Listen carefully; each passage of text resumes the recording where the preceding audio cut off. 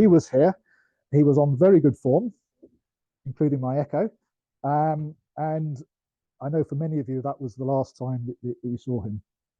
The other person that has sadly passed away is Storm Dunlop. Storm passed in January of this year. Storm was very much involved in the variable star section over the years, and from 1975 to 1992, he edited our circulars. Also an observer of variable stars and many other things. And in fact, Bob Dryden has passed me only this morning one of Storm's observing notebooks that I'm going to enjoy looking through later. It'll end up in the BAA archives. We've also come across quite a few of his own variable star observations that hadn't been entered into the database, and Bob's kindly been doing that for us. And I've lost the clicker again, Andy, but we can do it the next slide. I just wanted to show, thank you, a group photograph which includes Storm and Roger in their native environment, if you like. So the VSS officers way back in 1991. So I think it might be appropriate just for a few moments of silence out of respect for Roger and Storm.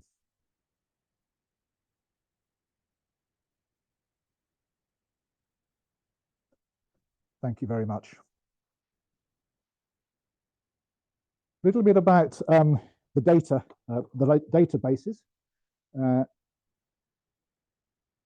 I've got a chart here showing the number of observations made in the last 2 years. So between August of 1 year and September the following year, divided between whether they're visual observations, digital observations, or spectroscopic observations.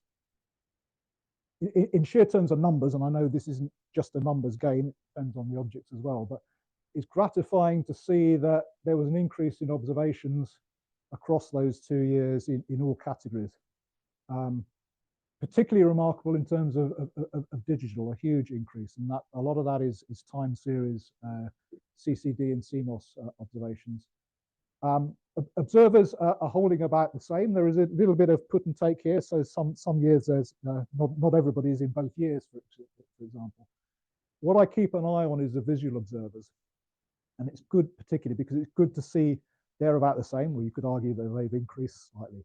I think it's really important that we keep visual observations going as much as we can, and I'd certainly encourage everybody that is a visual observer to continue doing that. It's greatly appreciated.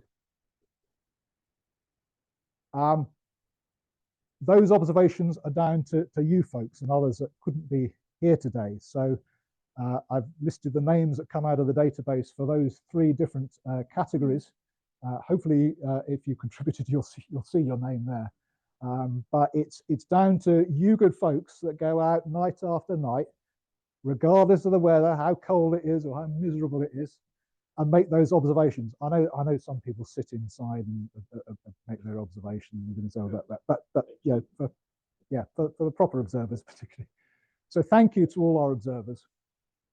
Observing milestones. Unfortunately, Gary can't see this. He's not here, but Gary is obviously one of the world's premier observers of variable stars, and certainly visual observers, and he passed his 350,000th observation in 2023 November, and that was on FO Persei, and if I remember correctly, it was on a fade from outburst. So that's congratulations to Gary for that. Other people in the news, we have not given for several years the Variable Star Section's Charles Butterworth Award, but we have given it this year. We presented it to Michael Woodman, who discovered as he was a 15-year-old schoolboy back in 1946, the last eruption of T. Corona Borealis. And it was a great pleasure to see him at the BAA meeting in January with 3 generations of his family receiving the award, escorted by 2 ne'er-do-wells as well. So that was a wonderful tribute. I'm still in touch, particularly with Michael's sons, because Michael is very keen that we we alert him to when the next eruption occurs, whenever that might be, because he'd love to be one of the few people, if not the only person, to see it in eruption twice. A real gentleman. Another word of congratulations to here's Dr. Wilson, our IT guru for today. So for the last few years, as you might know, Andy's been studying for a PhD at the University of Exeter, and he was awarded that and gowned up for that occasion. So congratulations to Andy for that. VSS communications. So there's a lot of material that we put out there that we hope that you will enjoy or read or whatever. The circulars themselves had a huge milestone. The 200th edition of the variable star section circular was published in June 2024. And thanks to Gary for being the editor of this, but in particular, thanks to all of you that write articles. And I would like to encourage more articles. They don't have to be scientific articles. I know many of them are, which is great, but we'd love to see more informal articles about what it is that you like doing in variable star observing, and perhaps a little bit about your telescope. Perhaps if you're building an observatory, Clive, how that experience is going. It's just interesting stuff for people to learn about. We have the articles uploaded to NASA Astrophysical Data System, thanks to Chris Lloyd, who's here today, and will be speaking today. So that's a great boon to the section, because it means that all these articles are readily available to anybody that wants to read them around the world. We have the web pages, we have a Facebook page, we have the VSS alert system, unusual activity.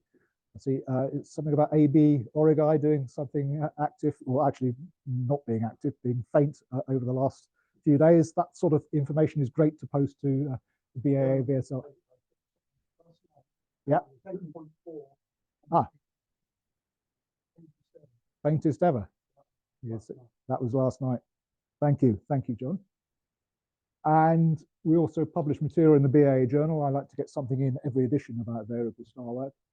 And also a little plug for the Eclipsing Binary Observing Guide that Des has developed and updated, and that's available digitally and for purchase as well. We like to run observing campaigns from time to time. I've had quite a few of these over the last few years for those that want to join in. Communicated via the BAA forum or VSS alert or the circular. These are some of the active ones at the moment. I won't go through them in detail, but Stuart Bean's running one on looking at the super cycle length of Ursa Majoris stars, so dwarf novae, and how that super cycle might be changing with time. We've got two that have recently been announced, so ZZ Piscium, white dwarf with a debris disk around it, an XPER, which undergoes from time to time X-ray outbursts, roughly every 7 years, except the last one was missed. So we've got a call from Alexander Sargent at Turkey University to observe that. OJ287, Mark Kidger's coordinating that. I know there's a few OJ287 observers here in the room today. And I think Mark Kidger actually spoke about this at the last variable star section meeting. It's been very active this year. It went through several deep fades down to about 17th magnitude. So been doing some unusual things. And of course, we all await for the next eruption of T Corona Borealis. Variable star section officers shown here. Many of us are here today. So please grab us in the breaks and ask us any questions or engage with us as you so wish. So thank you to all the variable star section officers that very much drive the running of the section and make it the success that it is. So thank you to them. So that's by way of the introduction. If I go back to the agenda, we can now go to our first talk. So our first speaker today is Richard Sargent. Richard is from the Chester area. He's a member of Chester Astronomical Society. And over the last few years, he's really been ploughing a furrow in observing variable nebulae. So it's great to see moving away from taking lovely images of these fascinating objects to actually making measurements of the brightness of the nebulae, and in some cases of the stars associated with those nebulae.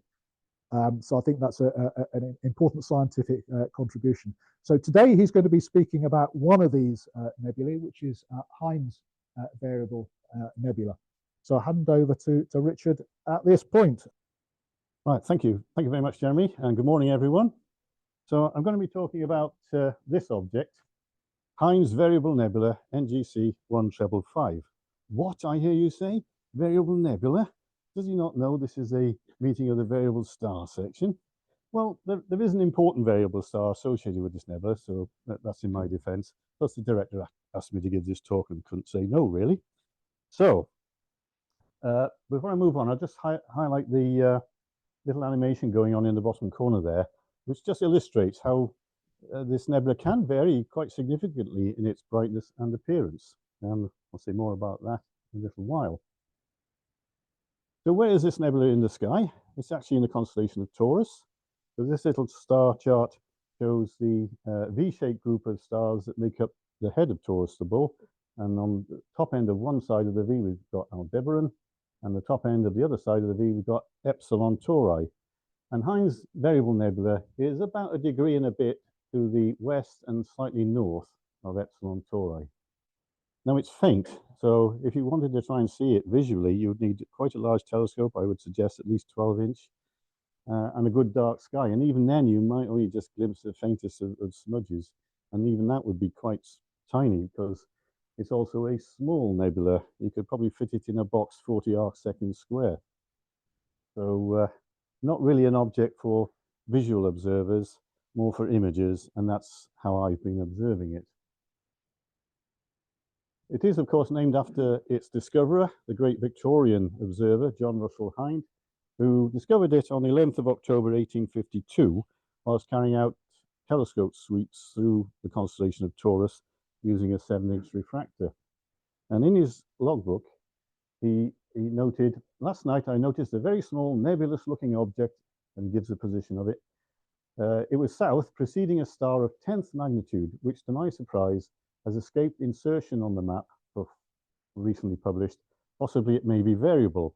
And he was absolutely right. It was a variable star, and subsequently it would be identified as T Tauri, the prototype of a new class of irregular variable stars, important variable stars, which Andy will know quite a lot about, won't you?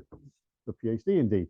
So T Tauri stars are very young stars, less than a couple of million years old. They haven't even made it onto the main sequence yet of the HR diagram. And they're busy still accreting material from surrounding gas and dust clouds. And that's why they're often associated with nebulosity. They're very erratic in their magnitude changes because of that process that's still going on. So when we look at the image, and by the way, all the images are from my equipment, unless I say otherwise. But when we look at the nebula, T Tauri is this bright star next to it, here, slightly west of the nebula, about 10th magnitude.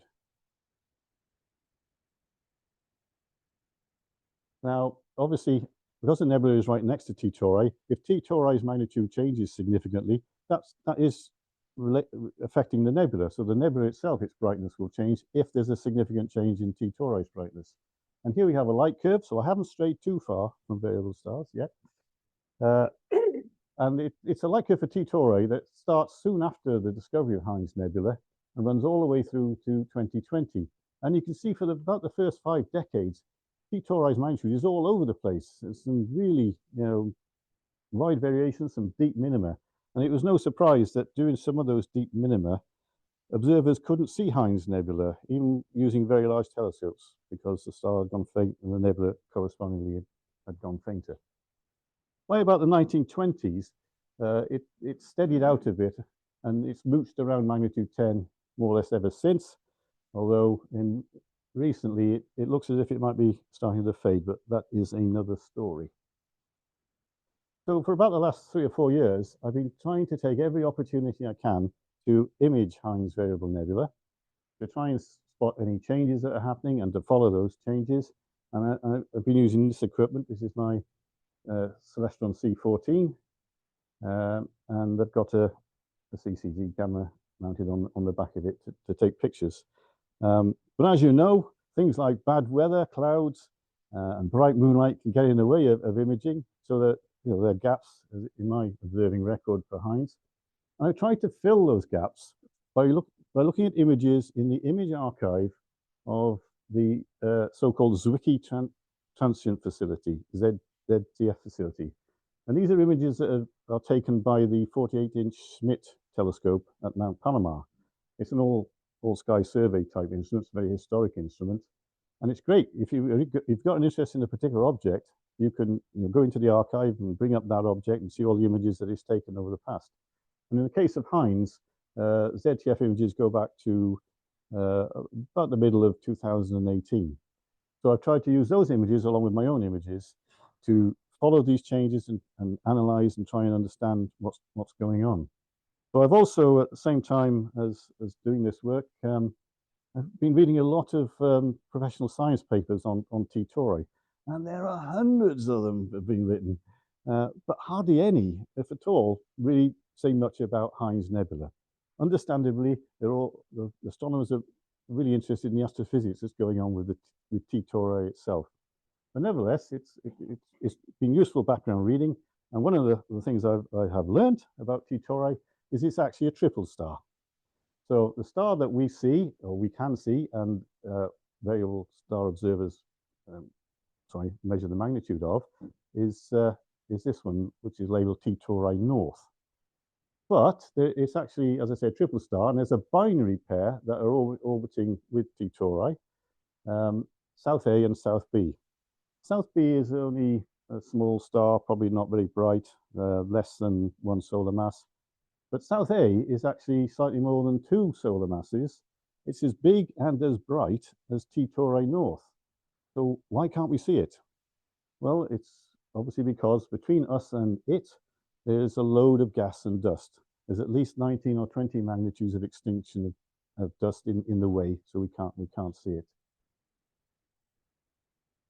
Now, don't worry too much about this diagram. I'm just going to say a few words about it, but it is relevant to what I'm going to go on and say. It's a diagram taken out of this professional paper, and it kind of shows or represents the view of the T Tauri star system as seen from our viewpoint. In other words, this is the plane of the sky view. And if you imagine at the center of this yellow circle is the star T Tauri North that we can see. It's surrounded, the yellow disk represents the circumstellar disk of gas and dust around T Tauri North. Because it's face on to us, it's not preventing us seeing the star, it's not interfering with that view. The southern binary pair, A and B, they're hidden behind this green ring. This is a circumbinary ring of gas and dust that surrounds the binary pair. It's not quite, but almost edge on to our view.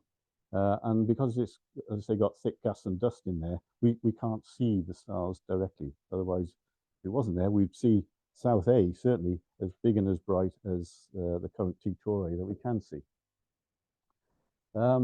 These blue and pink things are jets or outflows coming off the stars. Because they're young stars accreting material, they generate a couple of jets.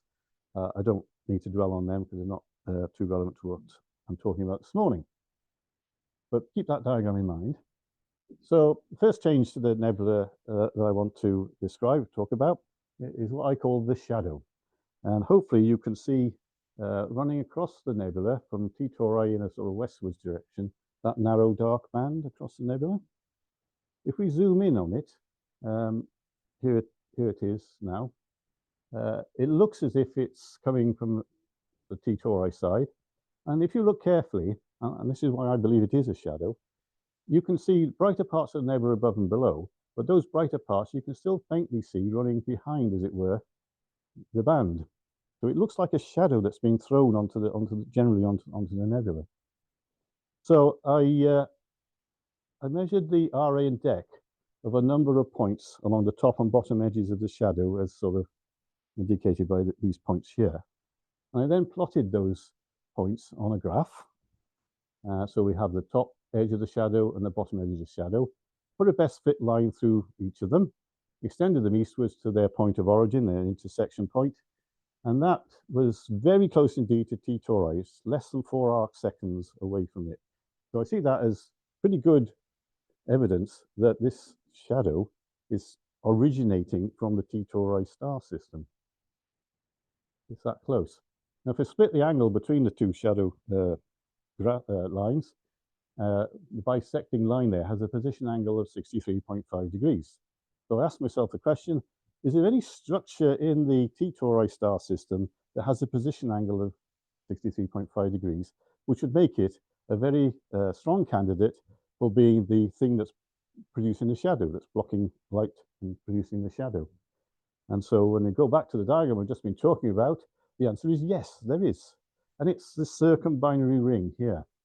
I put this line on at the 63.5 degree position angle. Professional astronomers' best estimate at the moment for the position angle of the circumbinary ring is 64.7 degrees. So they're pretty close.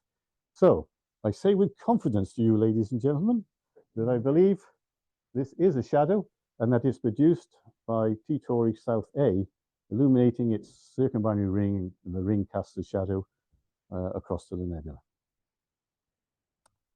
Right. These next two slides are a little bit of fun.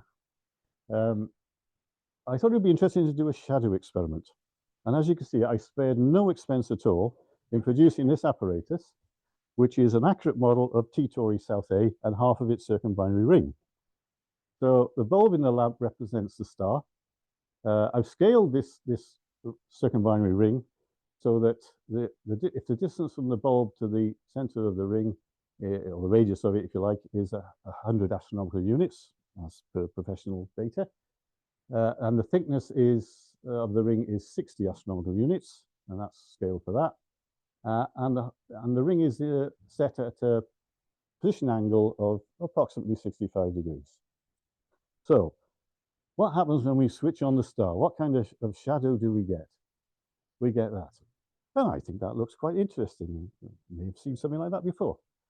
Now, if you take my experimental results here, and you look at it from a distance of 143 parsecs, which is how far away Hind's Nebula is, and you see what it looks like alongside the real nebula and the real shadow, you get something like this. Now, I haven't just plonked this on this image of Hind's Nebula. If the distance approximately from here to here is 700 astronomical units, and the distance from the star to its circumbinary ring is 100 astronomical units, I've tried to roughly scale it appropriately. So it's a little bit better than a finger in the air. But I think that's not too displeasing a result. And looking around at your faces, I can tell there's at least one person in this audience who thinks that's a convincing result.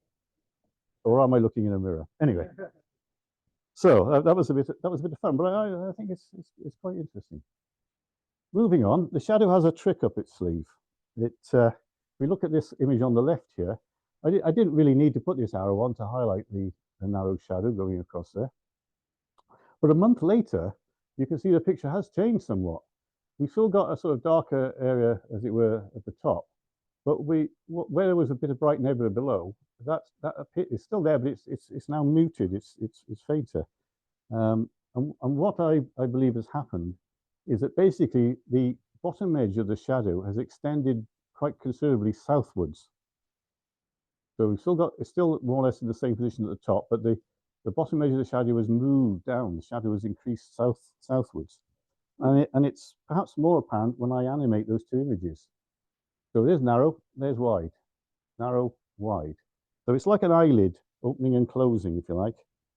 And over the years I've been monitoring it, I've seen the shadow change in this sort of way on a number of occasions. So something I suspect is causing a broadening of the shadow to the south. It's tempting to think that it's the circumbinary ring. It has certain wider thicknesses around its edge, although it has to be said there would have to be quite significant broadenings of the ring to produce the extent of increase of shadows to the south that we apparently see here. So looking at my images and other data, I've worked out the relative proportions of time, if you like, that the shadow is in the narrow state and in the wide state. Now it changes between the two. So this is just over a period of time, just doing a head count on the images and expressing the relative proportion of the shadow state. And I've done that for the ZTF images and for my own observations, and they're both actually quite closely in agreement. So typically, the shadow spends its 70% of the time in its narrow state, and 30% of the time in its wide state. And if those numbers had been more like 66 versus say 33, I'd be getting very excited about circumbinary planets orbiting with a resonance of 2 to 1, but we're not going to go down that route unless I have a few pints later on. So the other thing I'd say about the shadow is, I mean, look now at a load of Hind's images, other people's images, as well as my own. The suspicion grew on me that the shadow was not visible on images taken or made before November 2015. So we embarked on a search to try and find as many images as possible before that date. And I was helped in that search by other folk, Grant Privet, Mike Harlow, and by our very own James Dawson at the back there, the Fagin of secondhand astronomy books. James did a lot of work to help me try and find pre-2015 images of Hind's. And so far we've got about 54 images. And although some of them are not great quality, it has to be said, I can't detect signs of the shadow, certainly not the narrow shadow. So I have this strong suspicion that for whatever reason, the shadow wasn't around before November 2015. It's not definite proof, it's just a strong suspicion. Right, moving on. And talk about another kind of change that's seen to the nebula, which I simply call the blob. And that's occasions when a bright blob appears, and I've sort of highlighted it here, just below the shadow actually. Takes a few days to build up in brightness, hangs around for a few days maybe, and then fades away. And I've seen that on a few occasions, and it's always in the same place. So I'm going to show you a couple of back-to-back animations of images I've taken, strung together, just to sort of illustrate it. Some of them are not so good because of light pollution from neighbors' lights and that terrible thing called the moon, and also mist and cloud and whatever. But anyway, just sort of give you an illustration of the build-up of the blob to a maximum and then fades away. Second animation slowly builds up, and in this particular case reaches the maximum, then it fades off a bit, then it comes back again before finally disappearing, fading away. So I was interested in how the brightness of that part of the nebula changed over time. As I say, the spot is usually when it's there is usually in the same place. So I decided to measure the brightness of that part of the nebula on all my images and all the ZTF images, just crudely using a pixel tool in AIP4Win software. So it's not a fancy magnitude measurement, it's just an indication of the brightness of that part of the nebula, as indicated by, if you can see it, a little green circle there. So I did that on all my images and ZTF, and tried to correct some of the brighter backgrounds and so on and so forth. And eventually plotted all that on a graph. Now, the blue lines and points are my observations. The orange ones are from measurements I've taken of ZTF images. So we've got approximately a 6-year period here up to the end of 2024. And you can see that there are some quite noticeable spikes, if you like. There are some flatter periods here where it seems calmer. These blue areas here, my observations, they are the two animations that I've just shown you with the spot building up in brightness, fading away, and so on. I need to study these more. but looking at them, there's no obvious pattern of repetition of things or periodicity in the changes. There is some similarity between the gaps between some of these peaks, but nothing too obvious. The other thing of interest is a fair proportion of these peaks are double peaks in that there's a rise to a brightness, then it dips a bit, then it rises again, and it eventually fades away. And I haven't highlighted them all, but there's quite a number of these that are like that. So interesting stuff. It shows that there must have been at least, I don't know, 15 or 16 occasions in that 6-year period when this bright spot has come along and been around and then faded away. I'll say more on the spot in a moment. This isn't my image. This is a Hubble Space Telescope image from 2004. It's in the ultraviolet, and they've marked up obviously the position of T Tauri North, the star we can see, the binary pair here, and they've indicated the silhouette of the circumbinary ring around the binary pair. So it's this thing here. If you imagine a ring, as I showed you on that earlier diagram, around the southern binary pair. Now, it must be the case for us to have a shadow that, if the shadow is cast by the ring, it must be the case that some light from these stars must be passing above and below the ring in order to create that shadow. We wouldn't see a shadow if it wasn't the case. So my next hypothesis to present to you is that I believe there are occasions when there's a temporary reduction in the amount of gas and dust affecting these upper and lower light paths above and below the circumbinary ring. And when that happens, more light gets through to the nebula, and it's that which produces the bright spots that I've just been talking about. Well, you say, well, you've only been talking about one bright spot, and that was one just to the south of the shadow. Has there ever been a bright spot to the north of the shadow? And the answer is yes. It's much rarer, though. I have seen it on a few occasions. I've imaged it on a few occasions. Sometimes it doesn't get as bright as the south spot, south blob, if you like. And I think that may be related to the fact that this is a much busier area for dust and gas. There's more outflows from T Tauri North. Maybe that's the reason why. Anyway, I do or have seen a northern blob version of the south one. So the thought that crossed my mind is, if that is the case, if that is the explanation, we know from professional astronomers' work, we know what the position angle of the line of the circumbinary ring is. We know the dimensions, the estimated dimensions of the ring in radius and thickness. You can use that information to calculate the position angle of these light paths above and below the circumbinary ring, and you can compare that with the position angles measured for the bright north and south blobs and see how well or not they agree. And that's what they've done. I'm not going to bother to go through this diagram in any detail, but this is how I worked out the predicted position angles of the upper and lower light paths. So when I did that, and when I measured the position angle of the spots, how do they compare? Right, well, for the south blob, the predicted position angle is 48.7 degrees.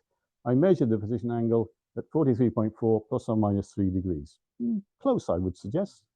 Not bad, considering there is some fuzziness in the dimensions of the ring as well. The north blob, the predicted position angle 80.7, the measured position angle 79.5 plus or minus 1.3 degrees. I rest my case, Your Honour. So that's my second hypothesis for you, that the bright blobs are caused by occasional reductions in the amount of gas and dust blocking the light paths above and below the circumbinary ring. So in conclusion then, it's been known since soon after the discovery of the Hind Nebula that it does vary in brightness and appearance. I've talked about two ideas, two hypotheses.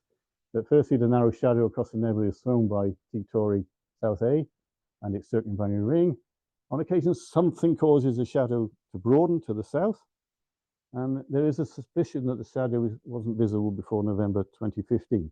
What the reason for that is, if it is the case, nobody knows. the viewing geometry hasn't changed, so there's no reason why it shouldn't still have been visible before then. And lastly, the blob or blobs, or some posh call it transient brightening spot, something like that. It's caused by more light than normal from T Tauri South A passing below its circumbinary ring edge, and in the case of the north one, more light than normal passing above the circumbinary ring edge. So that's that. Thank you for your attention. I hope you found that of some interest. Thank you very much, Richard. That's fascinating. As the question, something. There were 2 NGC numbers assigned to Nebula, 1554 and 1555. You only mentioned 1555. Isn't 1554? Is that evidence that you have north and south while fighting in the 1860s?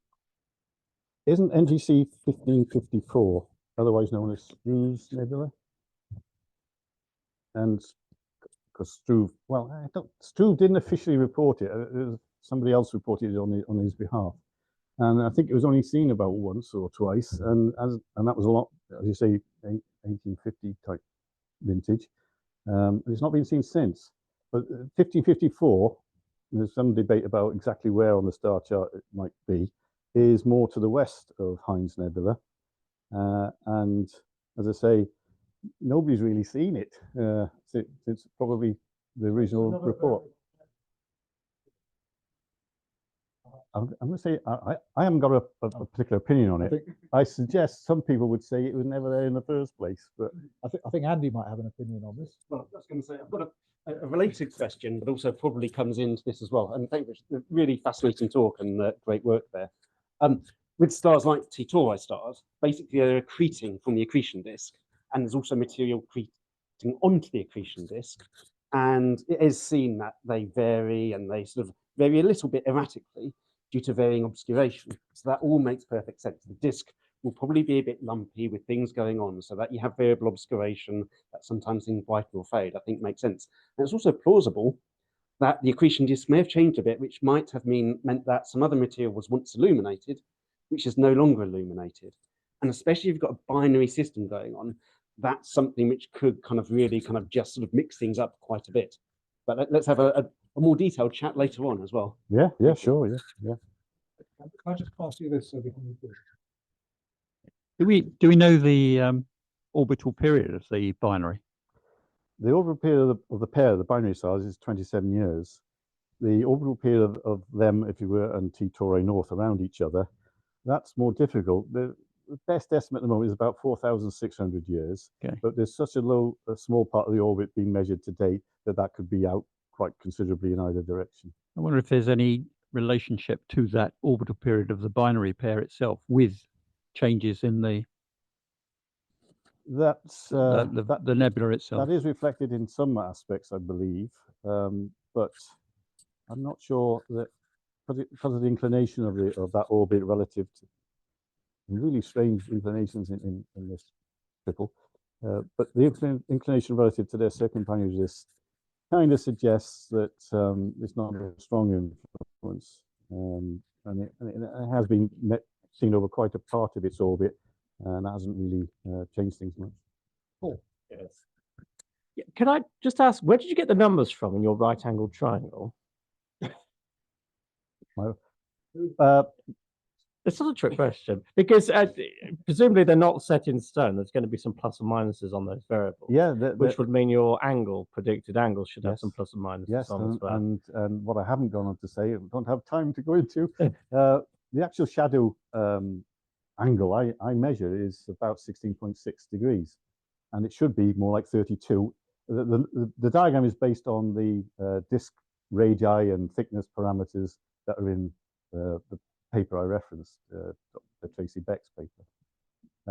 But there is an explanation, which I haven't got time to go into right now, as to why I believe my 16 is not disputing the 32 degrees that you get from the disk parameters. There is the circumbinary ring thickness reduces as you go from the center line to the top and bottom edges, and therefore you tend to get more light transmission, and that's why the firm shadow, I think, I've got other slides I could have shown, which sort of illustrate the fact that I think the circumbinary ring is probably right in that 32 degrees, but the actual effect on light going through it needs a smaller angled shadow. Super. Richard, Okay. thanks ever so much. Thank you. Nothing like you've spent part of your time in La Palma and part of your time here in the UK. I'm very envious of Paul's telescopic setup and observatory in La Palma. He has a lot of dark, clear nights, and he obtains some amazing photometry from that site. The thing I'm really impressed about Paul's work is that he encourages, well, himself, but also other people to get the most out of the images that they take. They're often posting on things like, people put another picture of M31 up somewhere and say, well, actually, have you looked to see that in your image there are lots of globular clusters that you can identify? And this is how you find it out. So that's a great piece of work you do to encourage people to look further at their observations. And always trying to push the limit really leads into the talk that Paul's giving this morning, which is observing extragalactic variables. So Paul, over to you.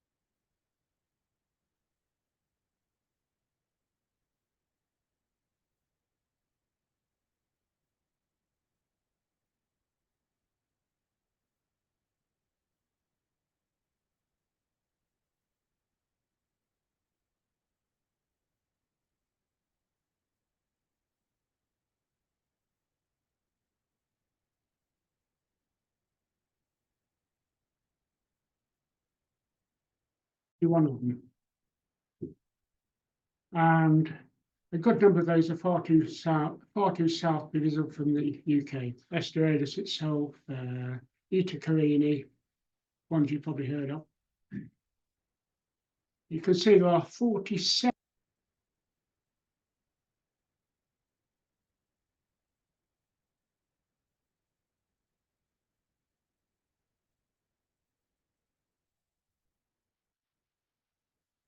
also known as the Milky Way. Oh, what's going on there?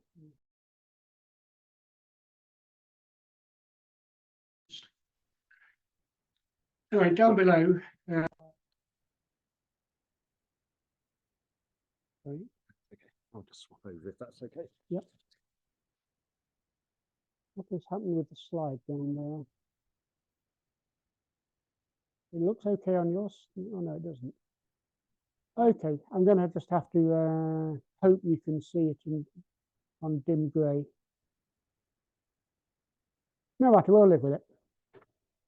The current novae, for some reason, the ones in M31 and M33 appear to have shorter recurrence periods than the ones in the Milky Way. That might just be an observational effect in that we've not been looking for them for quite so long. But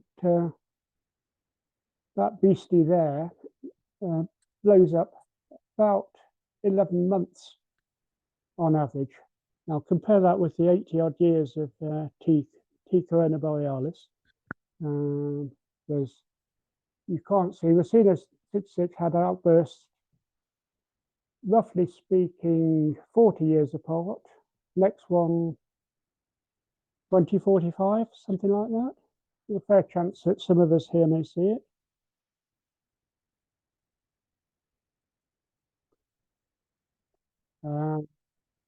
You know the good old way of measuring distances to galaxies from Cepheids and Aurora Lyrae. Now that's been done to extinction for scientific use, but I claim that this would make a damn good project for local astronomical societies. Get people to measure their distance to M31 for themselves using Leavitt's period luminosity law. Many variables everywhere in the sky, in range of amateurs, not often studied by professionals. They just don't have the time to do so. This is especially true. However, amateurs do step in on Milky Way, but not so far outside the Milky Way. Another one is because galaxies are sufficiently far away, they're relatively small on the sky. So in any one image, you'll get lots of targets. So first, setting expectations if you want to get into this sort of thing. With the possible exception of Gary, only images need apply. Because and then you're going to need exposures of a few minutes. Targets are almost always fainter than 14, typical are 17 and below. There's a bit of hassle from the sky brightness, which is actually just the background glow of the stars. And again, the fields are very crowded quite often and cluttered with things like H2 regions. If you want more difficulty, quite a lot of charts and comparison sequences are available from that from AVSO, but quite a lot are not. So you may need to go to the professional literature, and their Simbad database, the Gaia catalogue, are your friends. They tell you most everything you want to know. More expectations, the equipment you need. You can see there my equipment, 40 centimeters, and it takes me a few hours to reach 0.1 mag precision at V band magnitude of 20.0, which is rather fainter, I think, than most people ever go for. And so unfiltered 1.5, 3 hours for Johnson V.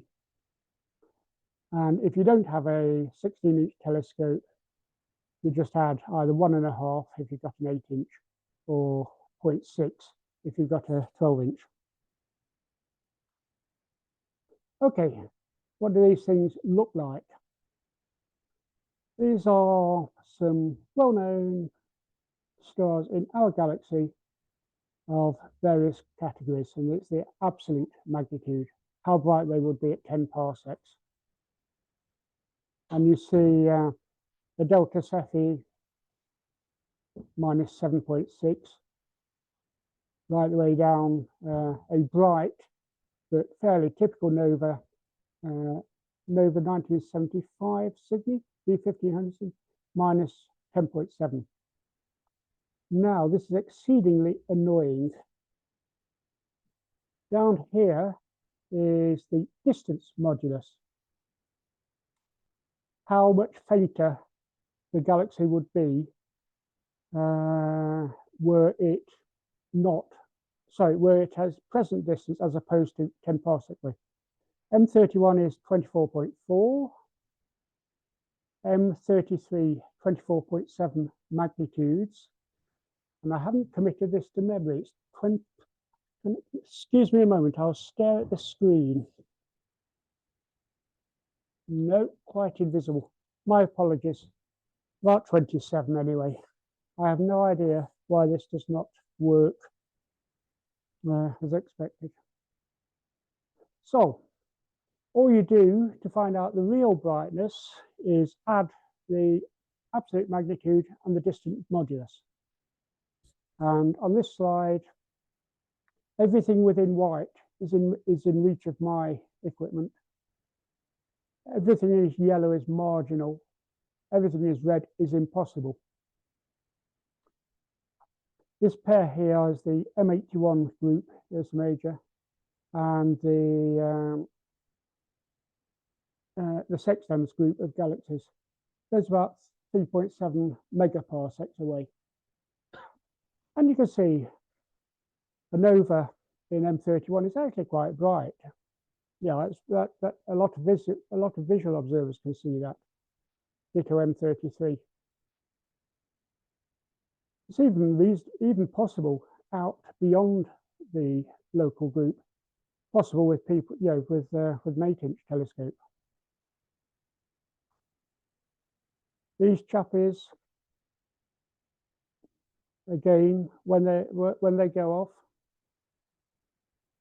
well within range of imaging people.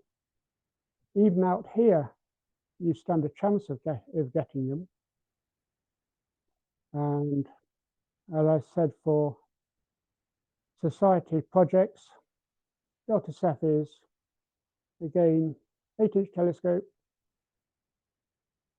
These things you can only see at maximum, but you can at least see them when they disappear. You may be able to discover them purely by taking images at different times and seeing what's gone. And remember, RCB stars are also really quite rare. Finding more of them itself would be quite interesting.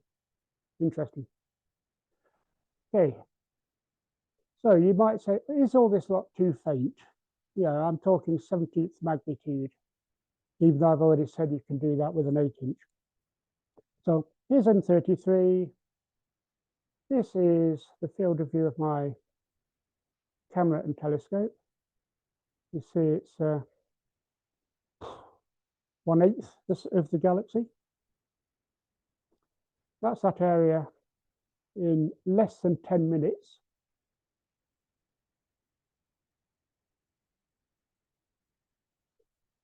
According to source extractor program, in that image, there are over 500 objects with a signal to noise ratio of greater than 5. So relatively easy to detect even 500 objects. In that area, there are 140 variable stars, brighter than 20th magnitude. If you divide 140 variable stars into 2 or 3 hours exposure time, that's 40 seconds per star unfiltered, 80 seconds per star filtered. I reckon that's not too shabby. Very few imaging observers can do that in our galaxy. Okay, and just to show you there are some resources. This is AE Andromeda. I like this one. It's easy to find. There's this beautiful little Mercedes logo emblem there. Some nice bright stars around. Variable there. This is what it looks like.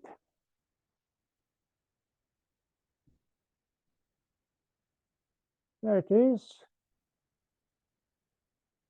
You may or may not be able to see it. APT is the aperture photometry tool, which is wonderful for its sky background modeling. And incidentally, you may find that useful for measuring T-Tauri and the blobs. Partly because it can also use elliptical apertures and not just circular ones. You may find it easier to do that. Doesn't show up very well, but there's little green circles around the variable and the comparisons. I've got software which just feeds a source list into APT. APT goes away, does ensemble, it takes the measurements, a script converts that into an ensemble photometry with this sort of result. This is taken, I think, 13th September. It has Julian date 17.31 magnitude plus or minus 0.02 in 22.5 minutes. So precision photometry, reasonable time.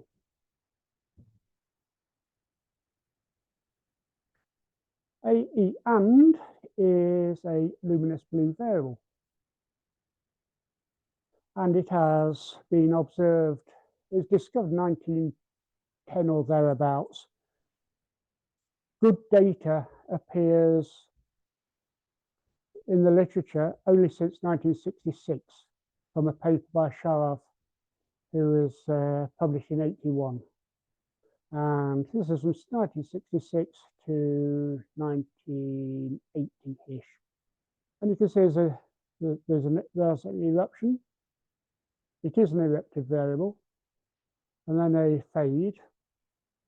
But these points are at best 1 month apart. Poor temporal resolution.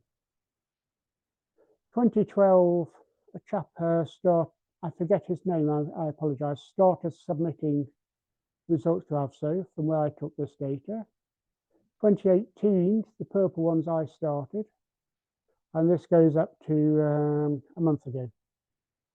And these are much closer together in time. And there's some rather interesting structure here, which is washed out here because it's just not sampled frequently enough. So if we zoom in on that,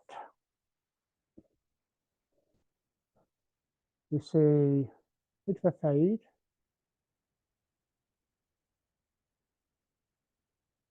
Am I getting the picture across? That to me looks like strongly looks like some kind of periodical behavior, periodic behavior. So feed that into a periodogram program and you get that, which frankly looks a mess. So there's a lot of noise down at low periods. There's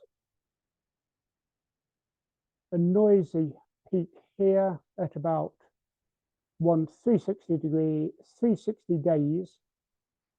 Another one around here, 610 days. And this is just from the poor sampling over the entire region. So what does the light curve look like for this peak?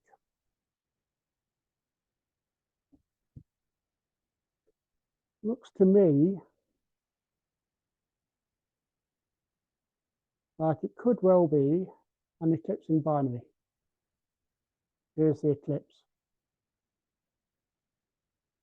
The data is not good enough. It's far, far too noisy. Not enough years of data has been done to get enough periods if it exists. Because the period is close to a year. Now that might just be a artifact of the sampling, in that annual variations do tend to turn up by chance, as it were, observation effects.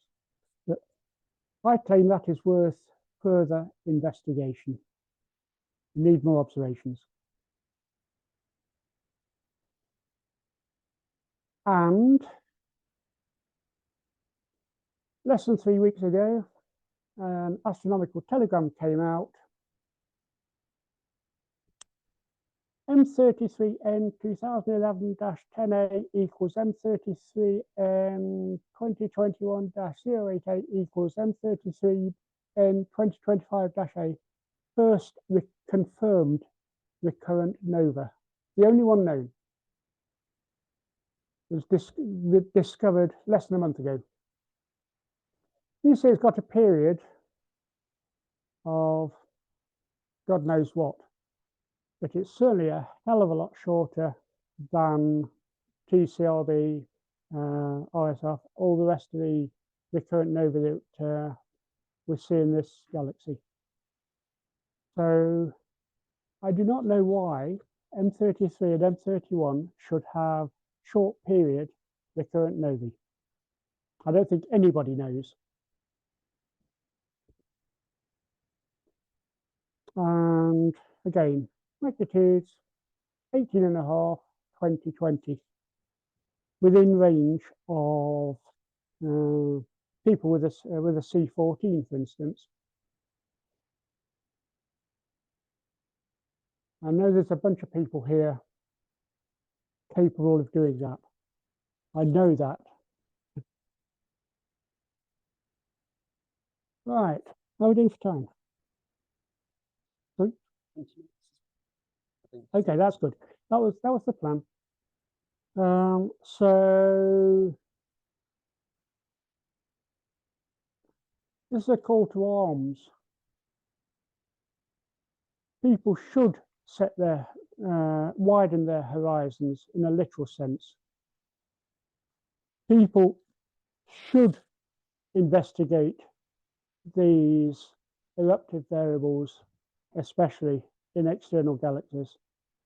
People should attempt to discover novae in the Sculptor group and the M81 group. People already tried to discover supernovae at brightnesses comparable with these. Why not take your nice pretty pictures of M81?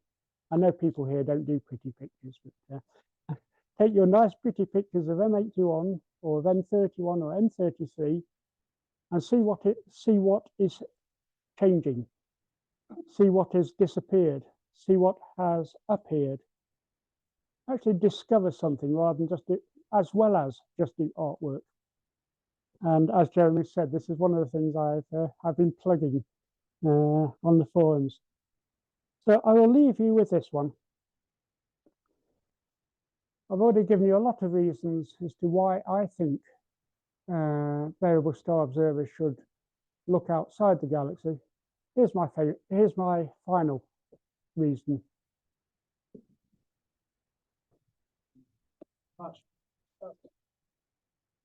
Okay.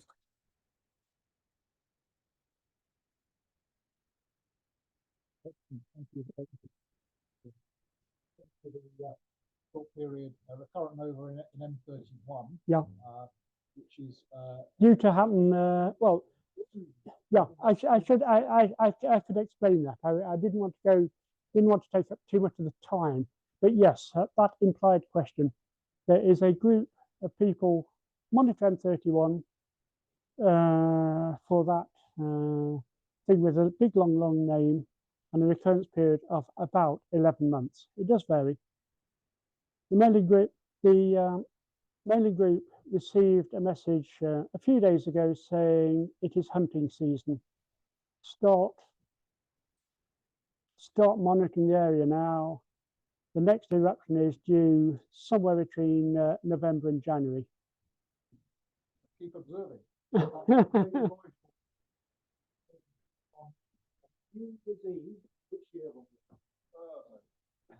Any notice of that question? So there's quite a bit of competition, friendly competition around the world. Yeah, and it's 18th magnitude when it goes off. yeah, So it's, I've not been successful. I have imaged it for somebody else. Yeah. Difficult with that background, as you say. yeah, yes, yes, yeah. At 18th magnitude. yes. And it's only around for, what is it? 3 days? 3 or 4 days. Well, it depends on your limiting magnitude. Clearly, if you can reach 21, it lasts for longer than if you can only reach 19. But I've never managed it because I have never ever been in La Palma when the thing has gone off. I know Kevin has taken an image of it. Kevin holds it right there because I asked him to do so.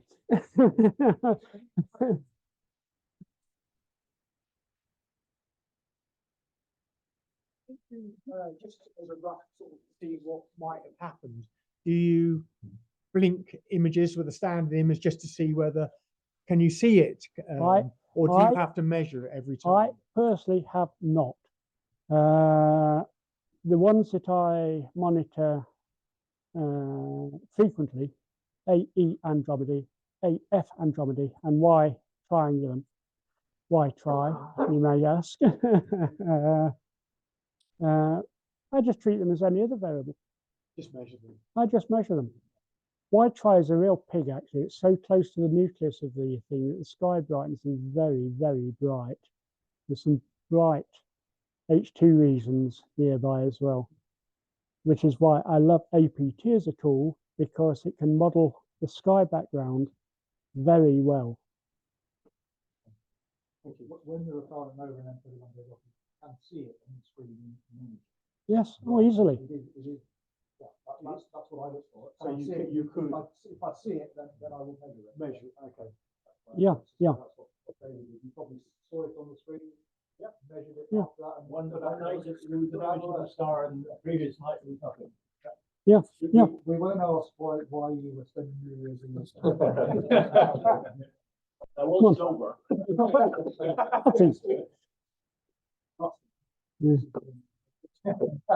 I would hope it's obvious he was part of the patrol team. In that case, let's thank Paul once again. Fortunately, this is where you have to put up with me again. It was confirmed late yesterday afternoon that Gary would definitely not be coming, so I have prepared a talk that I hope you might find interesting. There's a little bit of history in it. There's a bit about BAA personalities of the distant past. There's a little bit about distance to M31. So the history of astronomy is the history of receding distance. And so wrote Edwin Hubble many years ago, 1930s, in his famous book, The Realm of the Nebulae. And what he was referring to then is not only about mankind's knowledge about the scale of the universe becoming clearer over time and simply how vast it is, but it was also written shortly after he discovered the expansion of the universe. Now, I want to introduce you to an amateur astronomer who I think should be better known. He was a BAA member, and it was through his observations of variables in M5 that eventually, or the discovery of those variables, eventually led to further information coming forward about how far objects like M31 are. So the gentleman concerned is David Elijah Packer. He was born in southeast London in 1862, and he did extremely well at school, particularly excelled at mathematics. And initially he was expected to go into the family trade of many generations, which was to trade baskets. Unfortunately, the bottom fell out of the basket market, and because of cheap imports from the continent. Now, where have I heard that one before? So his father actually discouraged him to go into the business and to take up something else. So he actually took a job as an oil man's assistant. And if you're thinking of a Texan with a Stetson, don't, because an oil man's assistant in London in those days was a merchant that hawked paraffin or kerosene from house to house to light the lamps of London. His main interest was astronomy, and he equipped himself with a very fine 4.5-inch dialight refractor. He was very fortunate at an early age to be mentored by one of the original members of the BAA, Herbert Ingle, who had a larger telescope, and they struck up quite a friendship, which led to him joining the BAA in 1892. Because he liked astronomy so much, he also had a part-time job as a doorman for the Royal Astronomical Society in Burlington House, and that will be important, as I'll tell you in a moment. So he loved to observe what we call deep sky objects, particularly globular clusters and open clusters. And one of his favorites was M5 in Serpens. And in 1889 through into 1890, he thought that one star there seemed to be varying. And he followed it up, and he found that there was a second star that was also varying. He called them A and B in this diagram from the English mechanic that I have flipped. They're now known as V84 and V42, the variables in M5. And when he made the suspicion, he met his friend Ingalls, who had the larger telescope, and he was able to make further observations, and he confirmed that they were variable. And through his work at the Royal Astronomical Society, he happened to be there during one of the meetings in 1890. Entirely coincidentally, there were some images displayed during the meeting that were of M5, taken by Andrew Ainsley Common, also a BAA member and an early pioneer astrophotographer. And he noticed on peering at those plates that were on display that those two variables that he'd seen in his telescope were also present on the plates. And because there were several plates taken at different times, he also confirmed that they were variable. This is one of the plates. I happened to be in the RAS library earlier this year doing something else, and I was chatting to the assistant librarian. She kindly got out these plates, so there I was in Burlington House handling these quite large plates. I think they weren't the original plates taken by Common, but reproductions of them. This is what he was obtaining. So this is a 60-inch reflector in Ealing, and it was a 66-minute exposure, and it's pretty well guided, I have to say. The two variables in question are this one here, V42, and V84 here. This is just a mark that Common used for registering the different plates. With this finding, he contacted the Harvard College Observatory, so Pickering over there. Pickering assigned Wilhelmina Fleming to go through the Harvard Observatory plate archive, and indeed confirmed that these were two hitherto unknown variable stars. And Packer, unknown until then, was credited with their discovery. In the next few years, quite a few other variables were discovered. Probably these discoveries spurred people into action. So quite a few others were found and catalogued in 1898 in a catalogue published by Barnard in the United States. And unfortunately, in that catalogue, Barnard miscredited the discovery as being by somebody else. But being the honest guy that he was, he very quickly wrote a follow-up paper in the Astronomica Nachrichten to say that since writing my paper on the variable stars of the cluster M5, my attention has been called to the fact that the two of these variables were originally discovered by Mr. D. Packer of London in 1890. So he corrected that, and Packer is listed as the bona fide discoverer ever since. Barnard accompanied his paper with a drawing showing the stars. don't know about you, but I suspect some of our observers in the deep sky section could probably do a better sketch of M5 than what Barnard was showing there. So there are obviously quite a few images taken by BAA members over the years of M5. It's such a photogenic cluster. And one of the first to actually point out these variables, or to put them on the observers forum on the BAA website and identify them, was our very own Nick Hewitt. This is his image here, and he's identified the V42 here and V84 there. He's also identified another one, which I think is V50, which is a semi-regular variable. I put out a call for observations earlier this year, and quite a few people have responded with more observations. One of the most active is Ivan Walton. Lives down in Kent, but he uses remote imaging quite a bit. So this is an image he took at the slough in Siding Spring, and you can see both the stars there. But you can also see the problem that with longer exposures, particularly V84 begins to get burnt out. It's quite close to the core, so shorter images are better. Now, Ivan has gone on to take other images over time, and I'm hoping that he will get even more, such he could develop the light curve of this star, which I think would be quite interesting thing to do in its own right. There are many other ones. So Paul is here. So Paul Leyland also submitted an image of this star cluster, and again, both the variables are well seen there.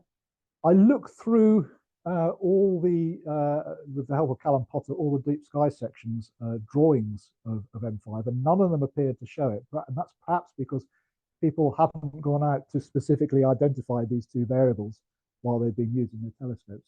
So I got up very early one morning in March this year, because it's in Serpent, so it had to be just before dawn, with my 21 centimeter Dual Kirkham Cassegrain, and I could see V42, but V84 eluded me. It's far too close, at least for me to see, far too close to the core. I'm a CCD photometrist, not a visual observer and drawer artist, so please forgive that drawing, but I think it's better than Barnard's, isn't it? I also looked to see whether people had imaged the stars with smart telescopes, and there are quite a few images available on the internet. This one here, why do people have these daft handles? Infamous Currency 35, whoever he or she may be, using a C-star S50, and you can quite readily see V42 there. And I thought, wouldn't that be interesting for people to, with these smart telescopes, to take images of the cluster over a period of days or weeks and stack them in a GIF to be able to get an animation of the stars rising and fading. It'd be nice if somebody took that up. It has been done before. This is actually not, this is a stack of just 2 images taken by Robert van der Bye. So it's a kind of on and off. And unfortunately, this is V42 here. Unfortunately, both times he imaged it, it was the same brightness. But V84 is flashing on and off there quite visibly. And there are many others, as you can probably see. I think there are at least 100 variables that have been catalogued in Messier 5. Now, a lot of follow-up work has been done in the intervening century and a bit on these variables, and they're quite well characterized now, and they're both known to be Cepheid variables. At their brightest, they're sort of magnitude 10 and 11, hence they are visible visually in relatively small telescopes, but as you can see, they can be imaged as well, as long as you don't burn out or overexpose the images. The period of each of them is around 25 to 26 days, so that's what you need to bear in mind if you were taking lots of images to be able to stack them. So that's perhaps a little project for somebody to do, to rebuild those light curves. Charts are available. This is one I got from the AABSO website with it with the two variables marked on. M5 is obviously a beautiful object anyway, so look at it anyway. It's quite close to 5 Serpentis, which is a fine double star. So lots of things to enjoy in that field. So Paul earlier referred to the Leavitt law, the Cepheid law that relates the relationship between the period of variation of Cepheid variables and their luminosity. And of course, that was absolutely key to work for Hubble and others to work out the scale of the universe and the distance to our neighboring galaxies. And Hubble himself used that law to calculate the distance to M31, which is what Paul was encouraging us to do just now. And he came up with the answer of around 900,000 light years, something like that. And that was published in all the textbooks. But there was a fly in the ointment. There was a complication that we hadn't realized. And that complication was unveiled by Walter Baade, who was working at the Palomar observatories, particularly during the Second World War. He wasn't allowed to serve, being that he was classified as an enemy alien. And given that all the other observers were away on military duties, he pretty much had the 200-inch telescope to himself for the duration of the war.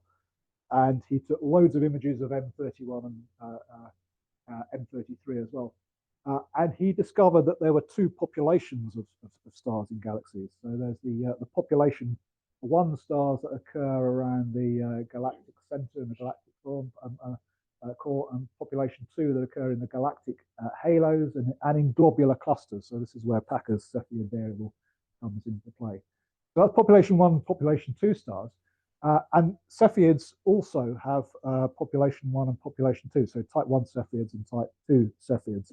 And that's the fly in the ointment, because the period luminosity relationship between those two categories is slightly different, in that type 2 Cepheids, and by the way, the variables in M5 are type 2 Cepheids, are actually fainter, they're less luminous than the type 1. So when Leavitt did her initial work, it confounded all those, and there was a best line drawn through. But now, through through Baade's work, we were able to get 2 calibration plots coming out, and Baade used the 2 calibration plots to work out that the M31 is actually about twice as far away as has been calculated until now. So literally overnight in 1952, the universe doubled in size. That as a young lad reading astronomy books, that caused me a lot of confusions, because Patrick Moore was telling me that it's 2 million light years away, and yet some of my old books, ones my grandparents were telling me it was less than 1 million light years. So that was I didn't know that was the explanation at the time, but I do know now. So it's a bit of a wrinkle there. So let's go back to Packer, that set this whole saga into train.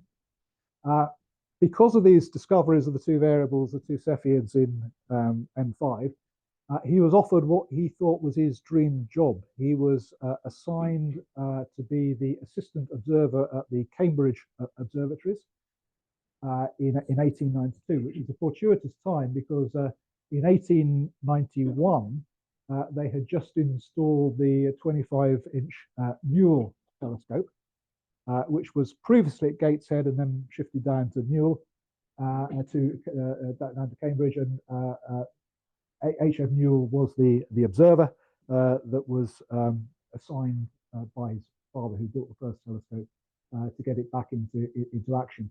And he was greatly helped in those endeavours by Packer. So here we have a guy that was not particularly well educated, but highly talented and a great observer, getting his dream job in Cambridge. But, and this is a big but, delving into his story. it didn't last long. It didn't last. His position at Cambridge didn't last for more than a year. And in some of his memoirs, I tracked down a comment saying that professional jealousy soon drove me from Cambridge and I became an exile. What it was that had precipitated this, what I don't know, interpersonal exchange or problems had arisen at Cambridge that precipitated this, he doesn't divulge. And nobody in the family, I'm in contact with a number of his descendants, including 3 of his granddaughters, 2 of which live in the UK and 1 in Canada. But nobody knows the real story behind that, unfortunately. So he had to leave Cambridge. The following year, he married in London and immediately moved to Birmingham. So this is again where I'm not going to do my Brummy accent, because it would be completely inappropriate, because he was a Southeast Londoner. So he moved to Birmingham and he became a librarian, and he ran a number of libraries throughout the Birmingham area. And he, in fact, was the first person to open what is called an open access library around the time of the First World War. Before then, if you wanted to take a book out of your public library, you'd have to fill in a form and then somebody would collect the book from the store and bring it to you. Open access libraries became all the rage because you could browse books on the shelves and take them out and go and read them at home. He became a great popularizer of astronomy. He often set his telescope up around the Selly Oak area of Birmingham, showing the stars through the telescope to members of the public. Because of the 2 variables he discovered in M5, he began to look at other, what we would call deep sky objects, but certainly other galaxies, other clusters, to see whether he could identify any other variables. And one of the noteworthy ones was a report that he, in September 1890, September the 20th, he was looking at the Seyfert galaxy M77, which I think is in Cetus. And he observed it had a bright nucleus equal to a star of the 8th magnitude, whereas almost a month or 3 weeks later, he noticed that the nucleus was scarcely perceptible.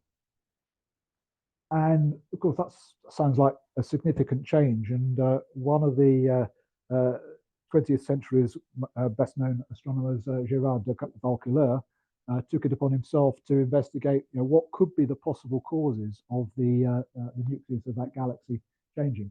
Could it be a flare-up? We know about Seyfert galaxies and we know about variable nuclei galaxies. Could it be that?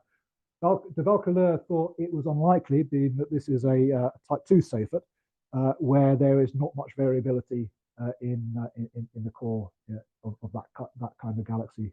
In any case, it's more the type 1s. So there is variability known, particularly at radio wavelengths, but not visually. So it's unlikely to be that. The other obvious one was had he seen a supernova, and was he the only one to see that? And de Vaucouleurs considers the options there, and in terms of the timescales and such like, it could possibly be. But the real clincher in de Vaucouleurs' mind was that a supernova no supernova had never been observed in M77 since observations began. And de Vaucouleurs did this work in the early 1990s. So there was 100 years of observations and there was no supernova. So his conclusion was unlikely to be a supernova because one had never been seen, and it didn't seem to be the sort of galaxy that would produce many supernovae. That is until 2018, when the first supernova was discovered in M77. And this is another fine image by our Nick Hewitt. Here he was using, again, a remote telescope in Spain, and you can just about see the supernova there. So who knows what Packer saw? I have to also say that he did report variability in other objects that we now know not to be variable. For example, he did have a theory that the nucleus of M31 was variable. There was variability in M33 and a few other objects. And I suspect that the variability was more due to seeing and observational conditions. I know what it's like looking at, well, you probably all do, looking at M31. Sometimes you can see the core really well and vast expanses of the galaxy under really good conditions, and the next night it might be a bit foggy or hazy or whatever, and it wasn't visible. So who knows? So that's a little bit of the story of David Elijah Packer, and it's my pleasure to be able to bring him to life a little bit, perhaps. I was really quite touched when I read something he wrote in the English Mechanic in 1904.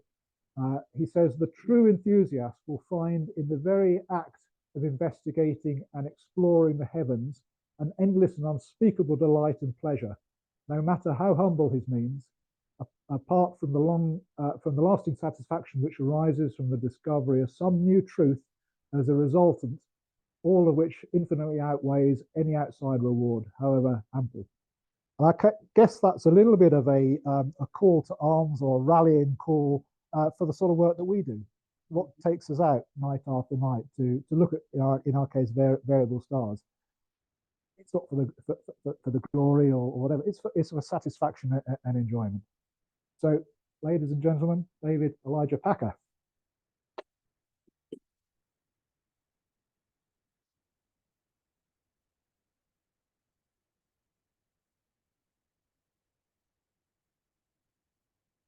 Any questions? This is where the chair normally thinks it has things. But Paul. Yeah. Oh, thank you. Not sure I need the microphone, Andy, but oh, I see. Yes. Yeah. Yeah. Just so those two variable stars you mentioned in the globular cluster, presumably there's some comparison stars, and this could be done visually.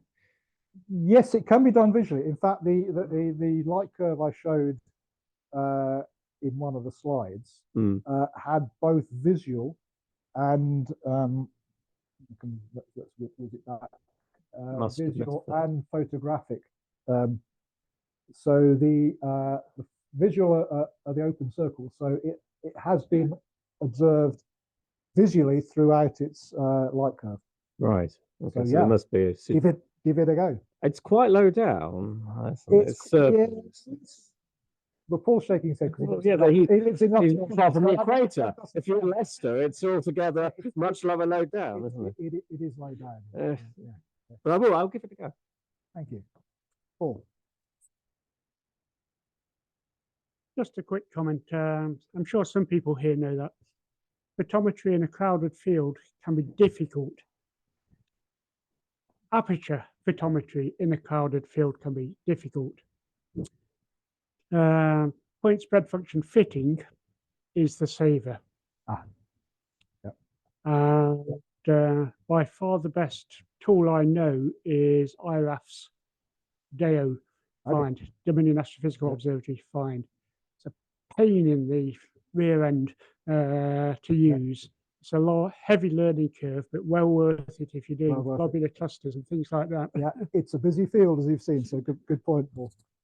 Actually, I can add, if someone doesn't want to tackle DOFind, then there is stuff in Python, if you're good at coding Python, which has implementations. It's a re-implementation of DOFind. Yeah. Oh, thanks, Jeremy. I don't know if I misheard or misread, but did you refer to a 60-inch telescope in Ealing? Yeah. In fact, I did have a picture of it, but I took it out. So yeah, it was at Commons house in his land. He's actually got it mounted in what looks like there's a wall, a large garden wall, with a lean-to. I guess it's some kind of conservatory for growing plants, and it's sticking out of that. So yeah, yeah, and not far away from the RAS. So he was there regularly showing his findings. But it was pretty amazing he did that. Very good. So we now move on to our next speaker. Okay. So already this morning, several times we've mentioned smart telescopes, sea stars, the dwarf lab ones are available as well. And it's notable in the last year that people are now beginning to use these smart telescopes to obtain photometry of variable stars and submitting it to our database. and Andy's been working with several people there to collect it. So these smart devices are capable of precision photometry. They obviously have filters, so you can switch that, for example, the green channel, just as you would with the DSLR. But there seems to be huge potential. And Chris is going to delve a little bit deeper into what that potential might be. Absolutely. Yes, you can Throw throw away away all your your C14s. Yeah, I need those. Eventually, yes. So the yes, targets for small telescopes. So the object of the exercise is to see if we can use them for variable star work. And well, I wouldn't be here if the answer was no. So let's have a look. No. Okay, so it's the left one, right. So yes, the smart revolution started in France, like so many things, and I was surprised at how long ago it was actually. There's obviously been an enormous amount of development in the past. Oh no.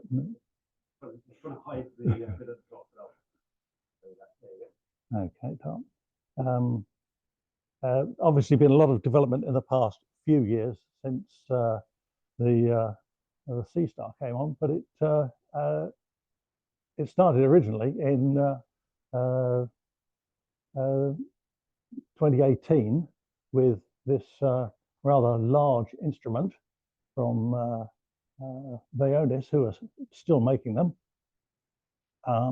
And the idea was to produce a simple, convenient, easy to use telescope that did all the things that a traditional imaging rig would do. And so that was the start of electronically assisted astronomy. But that was in 2018. The next one to come along was the Unistellar telescope, which came along in 2022, and then the Vaonis developed the next one, which was a slightly smaller one, which is the one we see today. But since then, there has been, oh no, that's the wrong way. That's now the right way. A revolution. So this is what we have these days. You are probably familiar with all of these. The Dwarf and the Sea Star S30. Those are the most recent ones. The Sea Star S50, which probably started a real wave of interest. That's the modern Vaonis one.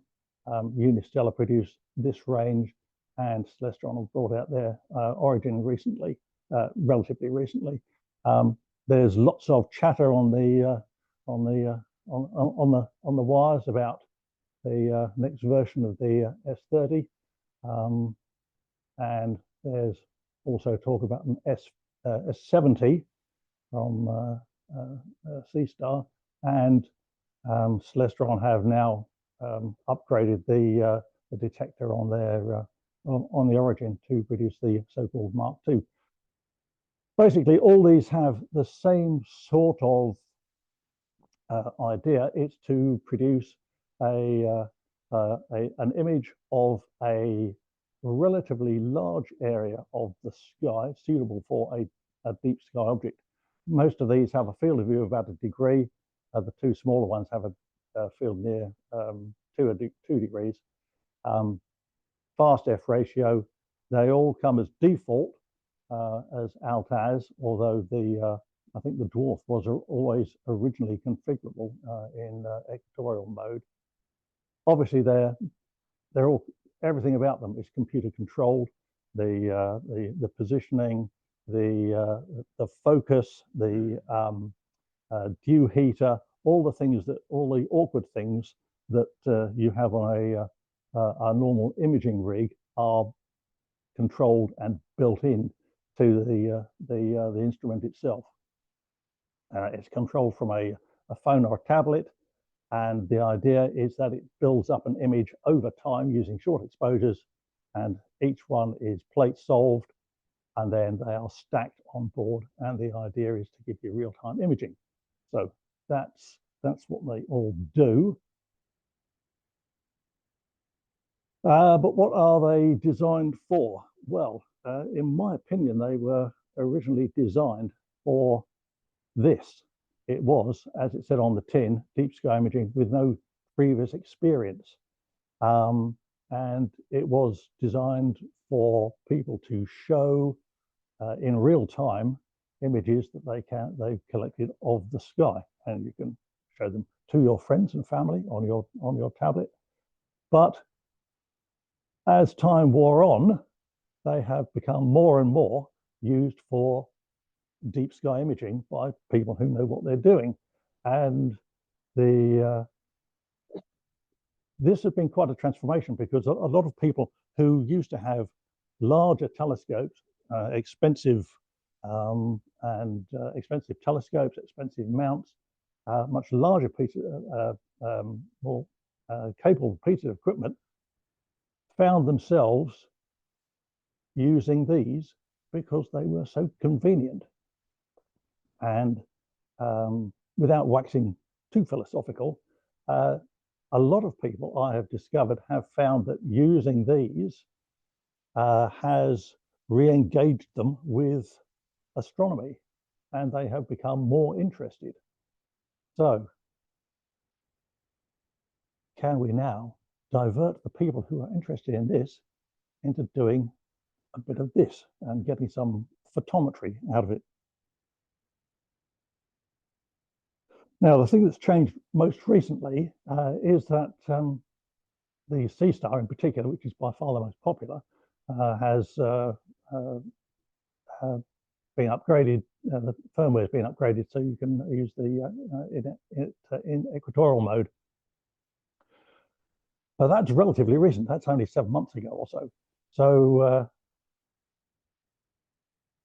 but it has had an enormous effect on the quality of the images that can be produced.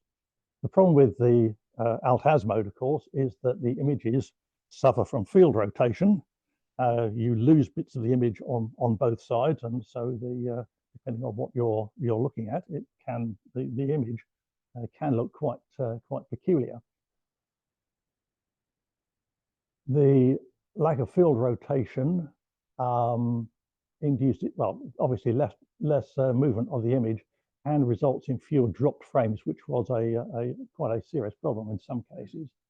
The zone avoidance, the zenith avoidance has gone, because the telescope can now just pass cleanly through the zenith without any interruption, and that results in longer runs. You're able to track for longer across the sky, and you don't have any inconvenience with the zenith. Longer exposure times. This is a Sea Star thing. Currently up to 60 seconds, but you can. The people seem to be using 30 as the default these days. The ability to do flat fields has been introduced, and scheduling. Scheduling is potentially an incredibly important use of these telescopes. And very recently there are two other things which have appeared as being probably game-changing. One of them is the Sea Star ALP third-party program, which gives you it gives you control over more control over the telescope. And then there's the Alpaca compliance, which the Sea Star range now has, which means that you have complete control over it. So using the Sea Star for photometry is very like a very sophisticatedly controlled DSLR. So the detector has the usual 3 channels: the B, the blue, the green, and the red, and it is constrained by a infrared UV IR cutoff filter. Now, the reason you can do photometry with them is that the V band, the V band is from the Johnson BVR band, is very close to the center of the green band in the on the chip, and so by suitable calibration, you can convert these the fluxes in the green channel into V magnitudes, which correspond to that. That's that. Okay, so what you need to do is, because it's a one-shot color chip, you have to do B, V, and R type photometry. You need to debayer the image, which splits out the different channels, and then you can use the fluxes and your V magnitudes, or your B magnitudes, or your R magnitudes, to derive instrumental magnitudes in the G, which end up as TG, TB, and TR magnitudes. So you have your comparison stars, which you measure on the image, and you measure the flux of your comparison star, your target star, and then you use use the set calibration stars to convert that to a magnitude for your target star. Now, I think there is enormous possibility in this splitting out the individual channels. It's something that can be done, but it is a step that in some cases is not necessary, and you may be able to, because the let's see, where are we? Because all the flux from all 3 bands is well centered on the V band. It's possible that to convert the flux from the whole image, as opposed to just the individual bands, into a CV magnitude, and these sort of magnitudes are reported a lot in the databases. The problem with TG magnitudes, for someone coming along looking at data in the database and seeing TG magnitudes, they could come from any sort of one-shot detector, whether it's a camera, a digital SLR, and there seems to be an enormous range in the TG magnitudes that are reported. And I think, well, when I've been through the database looking for data, I tend to treat those with some suspicion. So if you can at all, I would suggest that you try to convert things to V rather than TG. Now, to convert from, transform them from the TG, instrumental TG, TB, or TR magnitudes, you have to perform a color calibration, because the flux of the star is either more to one side, either more to the red or more to the blue than is standard. So you have to make a small color correction, and this is for a digital SLR, and the correction there, the range is a 1/10 of a magnitude, a bit more perhaps, over a range of about 1 magnitude in B minus V. So those are relatively small corrections, but it does mean that you've got everything on the same footing. Right, if you come to the C star itself, this is from the AAVSO Smart Telescope Working Group. They have, this is the standard gain and 10-second exposure, which the most people in the C star community seem to be using. Saturation occurs at about 9th magnitude, and according to them, the faintest star you can measure in one 10-second image is about 14. Now, quite what measure means, I don't know. And the faintest stars you can measure on a 5 minutes stacked images is about 16.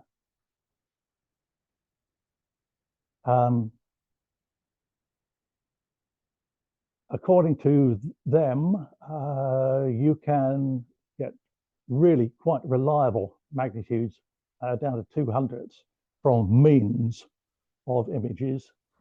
And the other important thing that they comment on is that the data reduction process should be as automated as possible. And if you're going to use a C star, which has all the, or a smart telescope of any sort, which has the convenience, you want to try and continue that ethic in the data reduction as well. It's not entirely trivial, but there are routines available to do this sort of stuff. Now, this is some measurements I've made. These are magnitudes. These are residual, so these are differences from the mean magnitude of a whole set of magnitudes measured on 720 images of about 100 stars. Because this was done in alt-az mode, some of the stars wandered into the field and some of the stars wandered out of the field. But this gives you an idea of the sort of uncertainties you get on a single image. As the AAVSO group found, saturation occurs on a 10-second image about 9th magnitude, and for these I was using the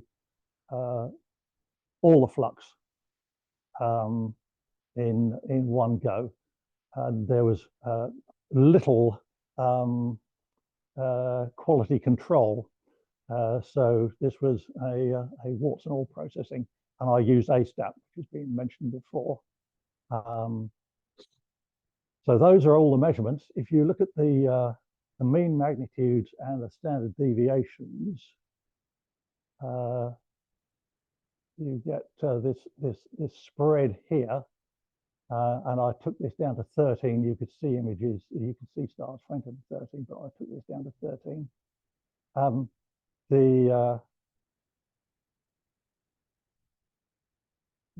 So this gives you the uncertainty on a single image, single 10-second image.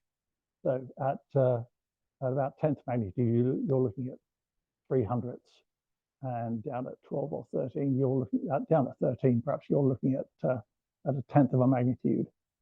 Now, the interesting, one of the interesting points about this is that the line is what you'd expect from photon statistics, and you can see that it more or less follows that line here. But for brighter stars, it seems to level, the uncertainty seems to level out and doesn't get that much better. And so that suggests that there is, in this particular case, there is some sort of inherent uncertainty, which is lingers even for the brightest stars with good photon statistics. So this is a 10-second image, and WZ Sagitty is, I think, about there somewhere. Oh no, I think it's there. Anyway, so that's a 10-second image, and this is what 5 minutes does for you. And you can see there is a considerable wealth of detail in there, which gives you the reduction in the signal to noise. Here is WZ Sagitty. This is from this image blown up. That is WZ Sagitty. That star is 13.9. That star is 14.1. WZ Sagitty is about 15.5, and that star there is 16. So you can see 16 in 5 minutes, and this is from a rubbish site. Yes, that's a Newbury. So if you're going to embark on some sort of observing program, you either want to complement what else is being done, and certainly not duplicate it. Now, when professional astronomers go off and get their telescope timed, you're not going to know what they're doing, so you have to take potluck there. But the surveys you can do something about, and in fact, it's relatively simple because most of the surveys are geared to looking for supernovae, asteroids.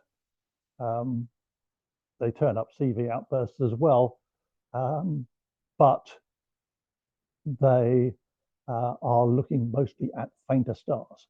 So even Assassin is going to have a saturation at 12, maybe 11.5. The ZTF is 13. Atlas, well, it's 12, 13, something like that. Of course, Vera Rubin, I mean, it's 17, so that's not going to trouble you. So the cadence for most of these, I mean, it has improved, but it is very patchy. They aim to, Vera Rubin aims to get it down to as near 1 day as possible. 3 days is more likely for most of the objects. Yeah, for anyone who's looked at Assassin data, that seems to come up every 2 or 3 days. So you want to be looking at bright stars because the professional surveys have they're all saturated. If you're going to use a filter, V is the one to use because these are all using Sloan filters. They don't do extended time series. Individual observers who have gone for telescope time, they will have time series on particular stars, but generally none of these will do time series. So bright stars you look at and you do time series. That's a good thing.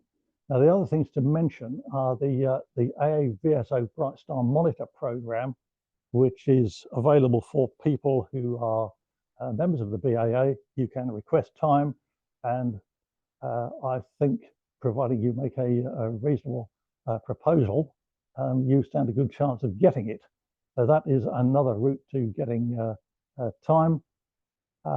TESS, that's a satellite, which we'll be hearing about later.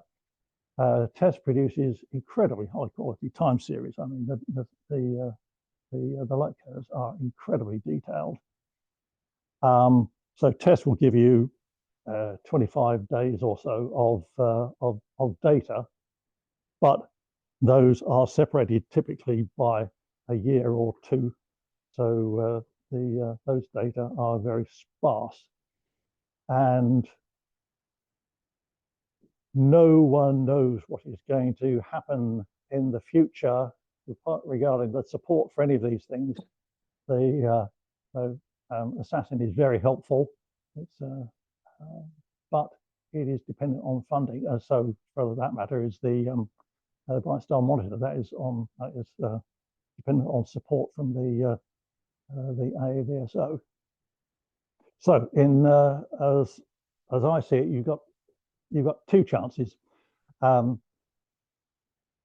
either go for time series or monitoring programs. So time series, you take a long run of observations over one night, concentrating on one target. So you can look at eclipsing binaries, timing minima, something I have banged on about before, but it's not particularly attractive. You don't get anything you don't get an exciting image at the end of it, but you do get a valuable measurement. And in terms of the science that you can do, I think that is probably one of the best. Another thing that you can do time series, of course, is are Lyrae variables, timing the maxima, similar sort of thing. But that tends to be not something that is done here. There are groups, a lot of groups on the continent who are doing this sort of thing. You can observe short period pulsating variables. Dark skewy stars are Lyrae C types, but the amplitudes of those tend to be rather low.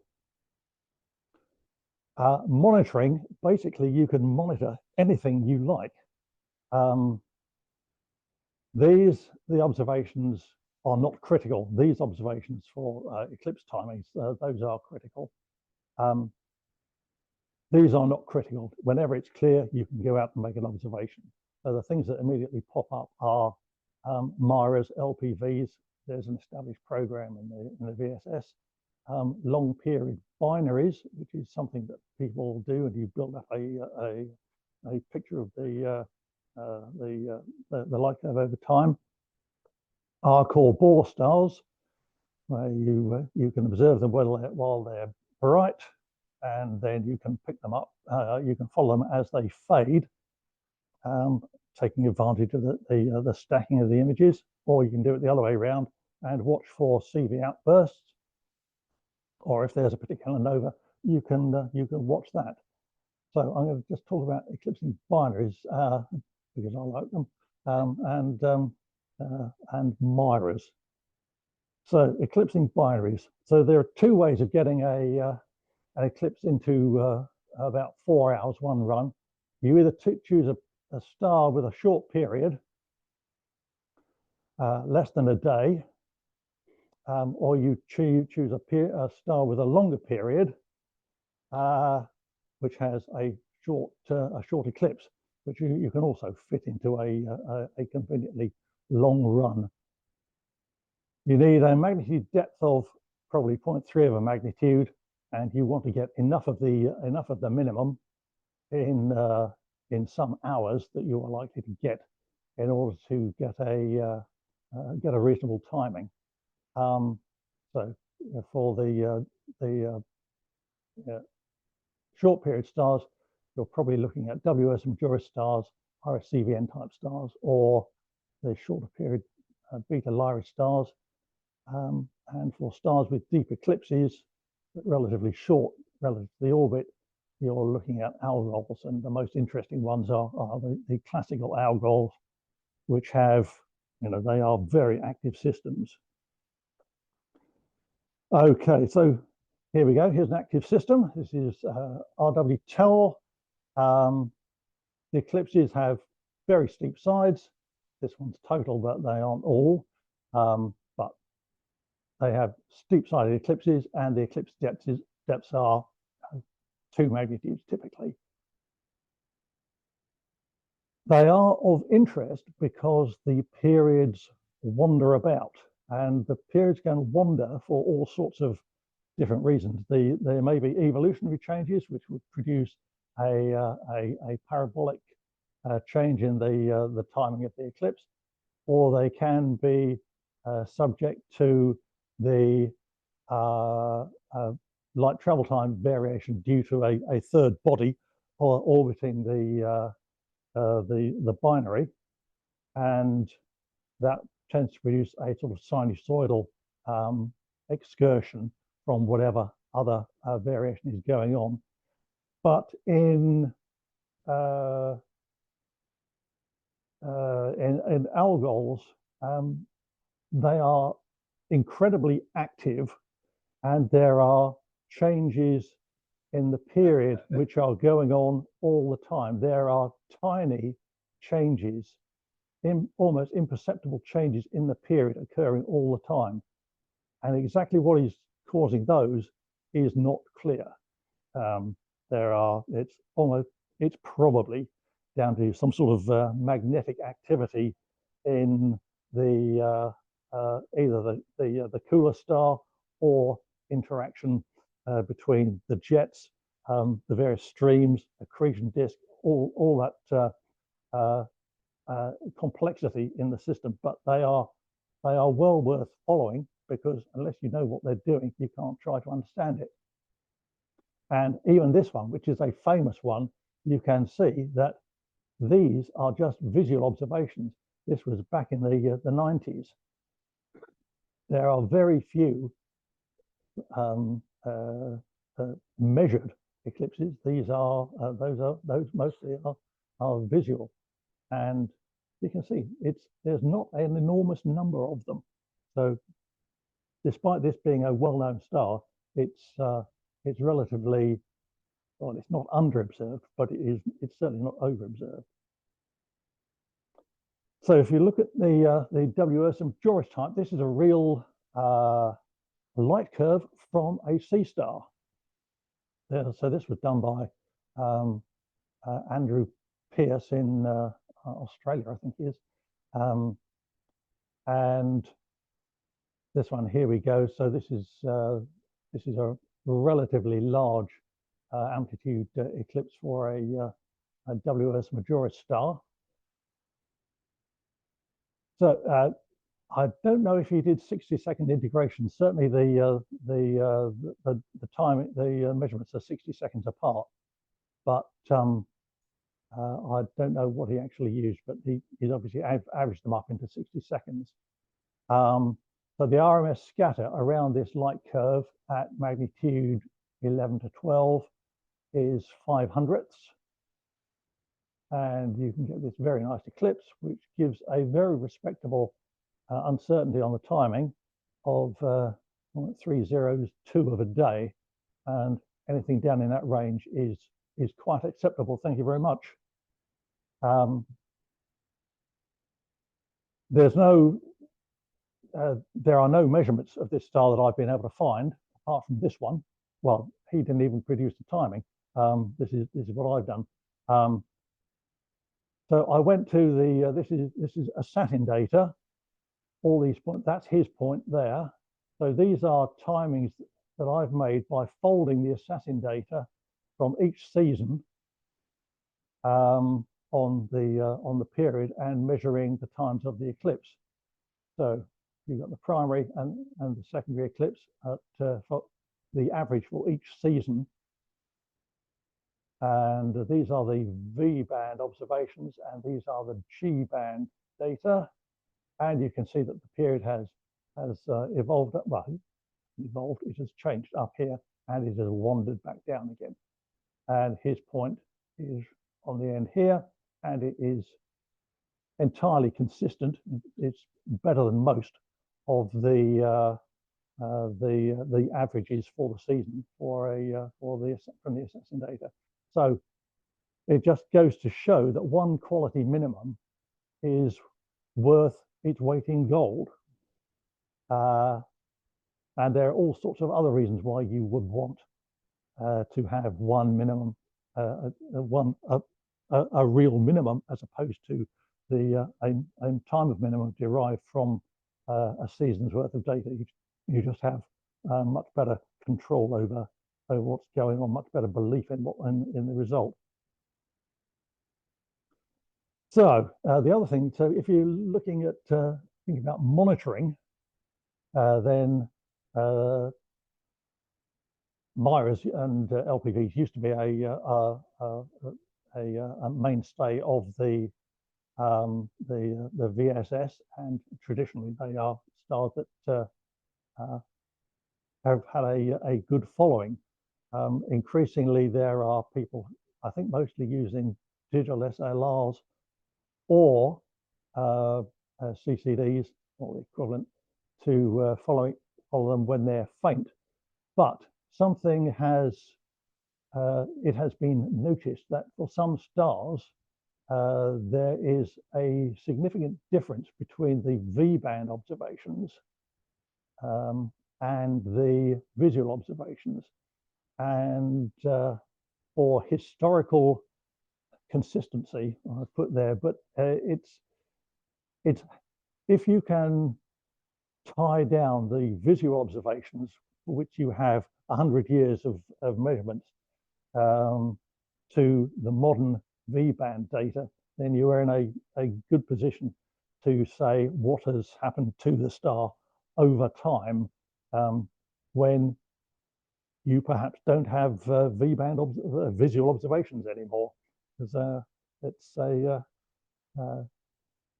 Jeremy was talking earlier about the uptick in the number of visual observers. Well, that's good, but I think that's something that probably needs to be worked on. But equally, with all those sea stars out there, because you all have sea stars, don't you? You can now do this sort of thing and make measurements. And a lot of these stars are now under observed, so that's another good reason for doing them. But as I say, you can monitor. All sorts of things can be monitored, and so Sean has produced this 10-year program for under observed stars. How long have I got? I think you're complete. Oh, right. Okay. Comets. Yes, they're nearly variable stars. Right. There are 5 comets rather than 12 each year. So there is an opportunity to observe them with sea stars. And the thing about them is that the telescopes, the smart telescopes, are portable. So you can take them off and you can set them up somewhere where it's more convenient to observe the comet. You need specialist software. You need stacking that needs to be done on the comet. There is photometry can be done. You need specialist software for that. But there is help available for those of you who want to do that. Astrometry. There's all sorts of other measurements. So there are things like Tycho Tracker, ASTAP, and Cyril, and Comfort. And so if you're thinking about doing this, then you need to seek advice. What else have we got? Photometry software. AIP for WIN, that's very old. APT we've talked about earlier. ASTAP. I would say that APT, ASTAP, and Astro Image J are the ones to look at. Sextractor, which was also mentioned, is a professional bulk astronomy program. It's very competent, but I think it's probably overkill for what most people are going to do. So advanced users, there's the C-Star ALP, which gives people the ability to change the dynamic range of the C-Star and the exposure times. So you could set the gain to 0 and do 1 second exposures if you wanted to do bright stars. That has probably been superseded by the ASCON compliance, the alpaca compliance, which means that you can now completely control the C-Star at least, like a traditional astrophotography imaging rig. So you can do everything, and you can even do calibration frames and remote operation. Nearly there. That's resources. You can read that at your leisure. There's an AVSO Smart Telescope Working Group. Andrew Pierce has written that article.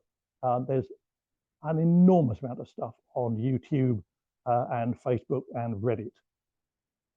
Citizen science projects, that's just web pages. Yes, right. You can do anything you like. I think the most cost-effective and least grief is eclipse timings, mirrors. You can with the stacking that you can do, you can follow anything from using 10-second exposures. You can follow something that's bright down to 16th magnitude just using by stacking 10-second exposures. Yes, T-Corp clearly something everyone needs to watch. The other thing is scheduling. You can schedule observations while you are in bed. That is one of the other benefits of these telescopes. So right, yes, there we go. If you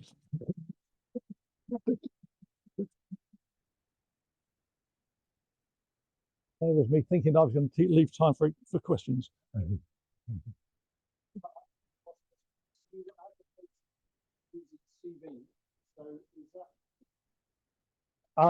This is something that I think needs to be looked at there. Okay. Because if you don't have to split out the various channels, Yes. that saves you. That is one level of pain you can avoid, and you can then just treat it as a broadband image, basically, and then reduce it as V. There are, and then if necessary, recalibrate it, transform it properly to V. But that is something I need to look at. But there are lots of things where you don't need to have V magnitudes, and combining all the images into one for eclipse timings even, well, particularly, you don't need to split them out. You can use them as CV, because the fact that the color changes during an eclipse are not going to have any impact on the timing. So you just need the flux, and you get almost twice as much flux. Yeah, I think I'd probably just take one thing there on. I question whether to report them as CV, because CV has a very specific meaning. So it might be we need to report them as something else. Well, no, it's probably worth having a chat afterwards during lunch. CVs, I have looked at CV magnitudes in the past, and in a lot of cases, a magnitude is reported as CV, but actually the photometric band that it is closest to is R. Yeah, but the important thing is it's what it's been, the instrumentation which has been taken with is clear, no filter, which is then tried to be aligned to that was my point there. So yeah. I think for discussion afterwards rather than into lunch. I'm going to hand over to Des. Question, Des? Thanks. So the question is, you look at test data, sort of light as flux. Now, what is actually test measuring in terms of its relationship to, like, the B wavelength or B wavelength? What does flux actually mean, and how is it converted to magnitude? TESS has its own broadband magnitude system, and they don't even pretend that it's a particular band. It is what it is, but it's very red. It's a broad red band, and you can get there are conversions of TESS flux to a magnitude, but it will be something broad, very broad, like a CV magnitude or a CR magnitude. But TESS magnitudes are never used as magnitudes as such. You're all only ever looking at magnitude differences. One question from Paul. Right. Very quick question, a very quick comment. I also do photometry of asteroids, where it doesn't matter what the magnitude is, as long as you can compare it with other people's. So basically, it's a matter of sliding the curve up and down to find out the 0 point magnitude of each individual observation. So this may well have similar applications in variable stars, again, for things for specifically for timing as opposed to Yes.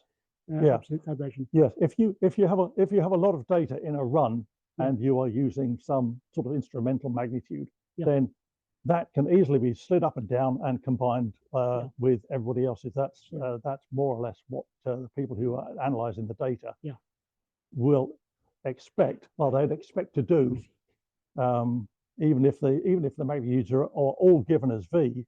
Everybody's V is going to be different at the level of which the analysis takes place. So. But the problem is when you have magnitudes from like Myra's, where you have intermittent magnitudes that you are comparing with other people's intermittent magnitudes. That's where you need to be as calibrated as best you can. So that's where you need to transform your magnitudes to V, whether you're using the broadband RGB or just using the G channel. We have to close to proceedings. If you follow up over lunch, and anybody else that has further questions for speaker, please do that over lunch. So, Chris, thanks ever so much for that foray into smart telescopes and all the opportunities that they're going to offer as observers. So, once again, thank you to